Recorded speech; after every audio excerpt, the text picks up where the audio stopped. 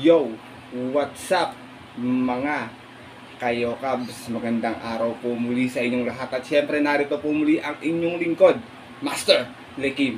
At welcome back po muli dito sa ating Master Lekim TV. Bago ko po simulan to ating video ngayong araw mga bayang karalista, make sure na dapat nakalike na po tayo at nakasubscribe. Pakihit na rin po yung notification bell or bell icon para maging updated po kayo sa mga susunod ko pa pong upload na video.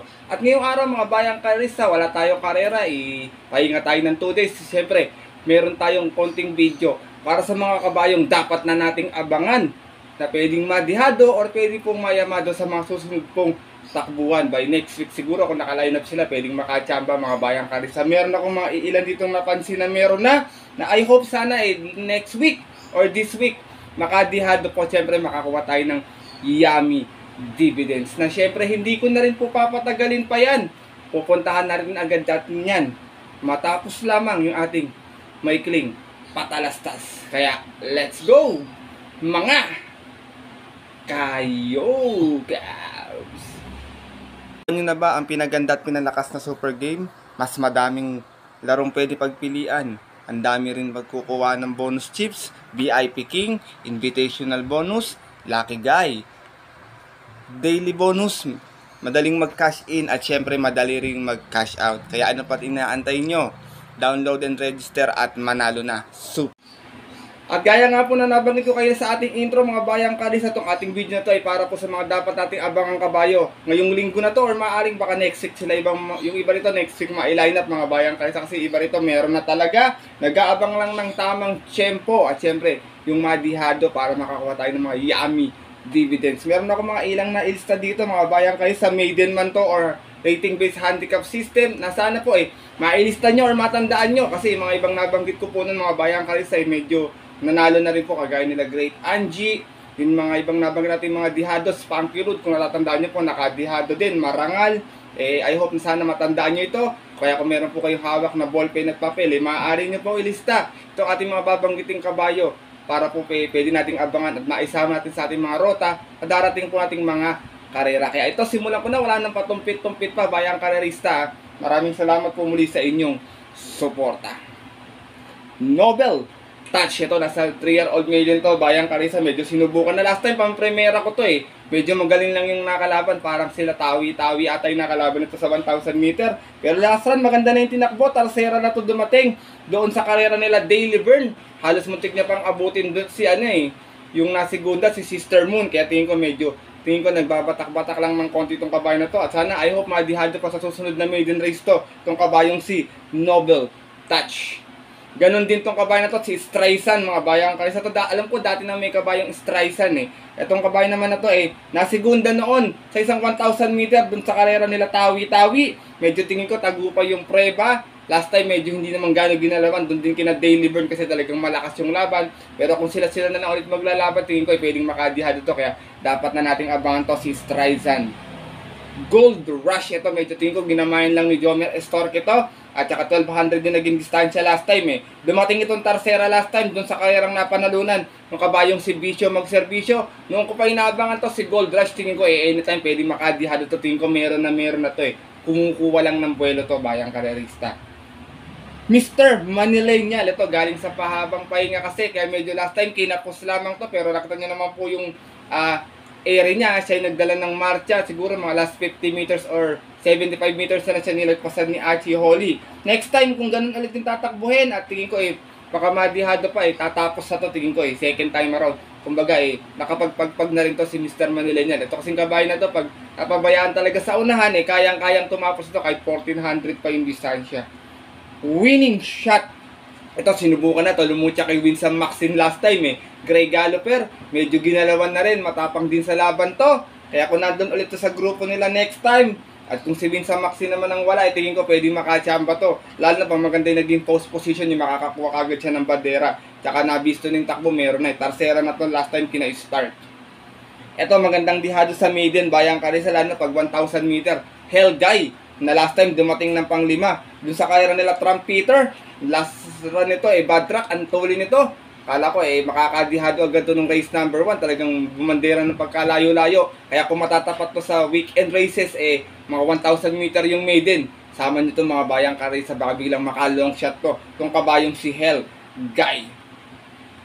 This time sinubukan na rin last time. Mababa na rin sa grupo to. Medyo may edad na rin yung kabayo.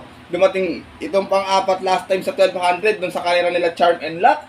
Medyo tinusubok-subukan lang. Kaya alam ko naman, dating mataas yung grupo nito. Ngayon, nasa rating base 5 na lang ata to si this time bayang karisa.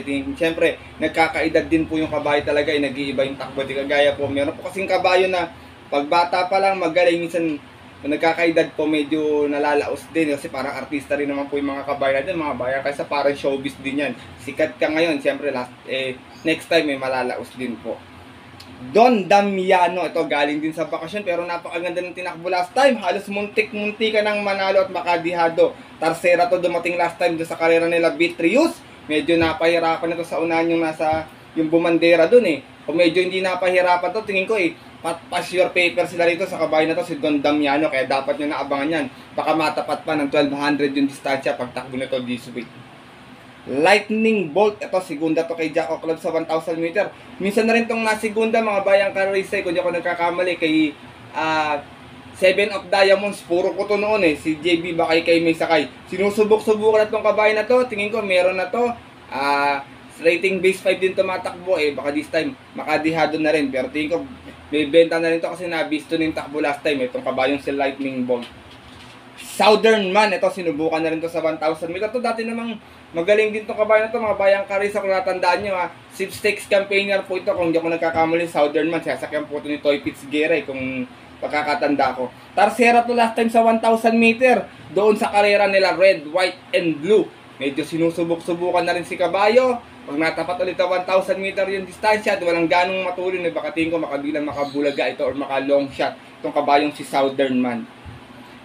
Danius San, ito magaling lang yung nakalaban nito kahapon, sumugod na to Yung sa kay ni Jan Alvin Guse, dumating itong pang-apat kahapon doon sa karera nila Baba Boom.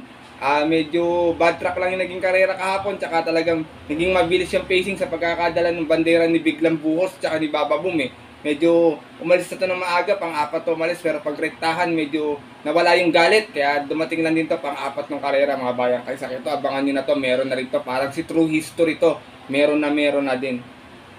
Galactus, ito nasa maiden din. Alam niyo naman ng maiden, bayang karisa, pagandaan lang po ng gising talaga, tsaka kondisyon. Madalas dyan po nagkakadyadoan agad, tsaka nagkaka-upsepan, kagaya nga po nung nangyari kahapon kay Top Tiger. Pero di naman po sinasadya, medyo masama lang talaga yung salita ni Top Tiger. Kaya tingin ko yun yung naging factor kung bakit siya natalo kahapon kay Pay the Lady. Nandun doon sa karera nila Pay the Lady kahapon, dumating itong pang-apat sa kay ni Ison Bautista. Noong ko pa inaabangan to si Galactus, may angkin tulin to tingin ko kumukuha lang din ng buwelo at tiyempo bayang karisa, kaya dapat na rin natin abangan na si Galactus.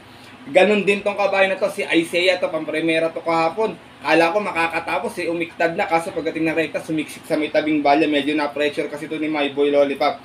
Next time, pag nagkambyo hinete to, tingin ko mananalo na to, meron na tong kabayo na to, sinubukan na kahapon to talagang magaling lang yung mga nakalaban, sila Kaboom, tsaka maaasahan. At last but not the least ko, bayang karisa to, sinubukan na lalo na pag 1600 yung karera, lalo na pag dihado to Huwag nyo kalimutan isama sa inyong mga rota.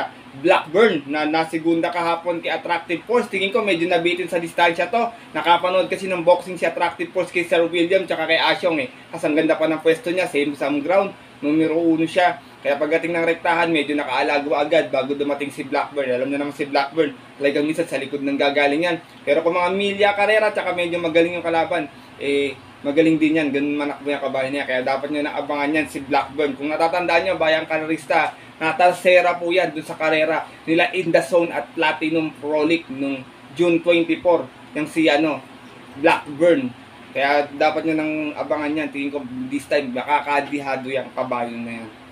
At yun po mga bayang kalerista at ang ating mga kayokaps, sana po natandaan nyo or nailista nyo itong aking mga nabanggit na kabayo na may posibilidad na pwedeng makadihado or pwede rin naman pong mayamado ng iba dito sa susunod na takbuhan. At least po, meron na tayong idea kung pwede na natin sila isama sa ating mga diskarte at mga rota kasi yung mga last outings nila meron na talaga. Tingin ko, kumukuha lang ng tiyempo kasi talagang ang karera ngayon mahirap mga bayang kalisa, talagang tapatan lang talaga, talagang pag natapat sa atin yung buenas, talagang para sa atin po talaga, kahit iilan pa po yung parating natin, pero pag talagang alat talaga kahit marami tayo sa parating sa ating mga paborito exotic foods, talagang hindi tatama, ganun po talaga. Kaya talagang ay sana makachamba tayo ngayong linggo na to at makabawi ako sa inyo, medyo mailat or maalat yung ating mga giya na itong mga nagdaang araw, Bayang Karista. Kaya maraming nagagalit din ng mga bashers, mga nagko-comment sa aking video na tawag dito, lagi raw talo yung mga giya ko. Mga Bayang Karista, sinasabi ko naman po sa inyo na hindi po to galing sa loob, sariling aral ko lamang po to ating giya. Kaya kung minsan papansinin niyo po yung mga Yamado po, minsan ginagawa ko lang pong second choice or third choice kasi po gusto ko po makadihado po tayo. Alam ko naman pong mga Bayang Karista na always na nakasuporta at nakatutok dito ay mga dihadista rin naman kagaya ko, Bayang Karista. Siyempre naghahangad din tayo ng mga yummy dividends, lalo ng mga small capital lang po dyan, yung mga talagang hindi po nangangapital ng malaki, talagang maasa din po sana ng makadihado. Kaya ako po laging nagbibigay sa inyo ng mga magagandang pangdihado sa mga bawat karera pong lalargahan. Hindi po sa niluluwang ko po kayo dahil nilalagay ko lang na ganito yung Yamado. Kung minsan po pala, kung wala ako ng mga Yamado sa KT, dahil gaya nga po ng kopya gamit ko, may sarili po akong opinion doon kung bakit hindi ko po sila kinuha, kung bakit hindi ko po sila giniya, dahil meron lang po akong nakita sa mga nakaraang takbo nila. Kaya ay hinihingi ko po ng paumanin yun sa hindi po sa niluluwang ko po kayo at nililigaw kayo, Bayang Karerista. At I hope naman po lahat ng mga nakatutok always dito naiintindihan na po yung ganitong diskarte ng pag-a-analysis ko at pagbibigay po ng giya. Kaya muli, ako po yung nagpapasalamat sa inyong walang sawang pagtutok at pagsuporta palagi. Mabuhay kayo mga Bayang Karerista, lalo na yung mga kayo Cubs natin dyan. At yun po mga Bayang Karerista, hanggang dito na lamang po tayo. At magkita-kita na lamang tayo sa susunod ko pong upload na video. Sa mga gusto pong magpa-shoutout at magpa-greet, lalo na yung mga magbe-birthday po ngayong buwan ng September, comment po kayo sa comment section nito ating video para paggawa ko po ng ating racing guide or giya para po sa araw ng Miyerkules mag-greet ko po kayo or ma-shoutout. At tawag dito, open po yan sa lahat mga Bayang Karerista. At sana po makadihado tayo ngayong linggo na to. At sana po nagustuhan nyo itong ating maikling video. Ito po ang inyong lingkod, Master Lekim, na nagsasabi sa inyo palagi na stay safe everyone, Bayang Karerista. God bless, lalong-lalo na sa mga solid natin dyang mga Cubs.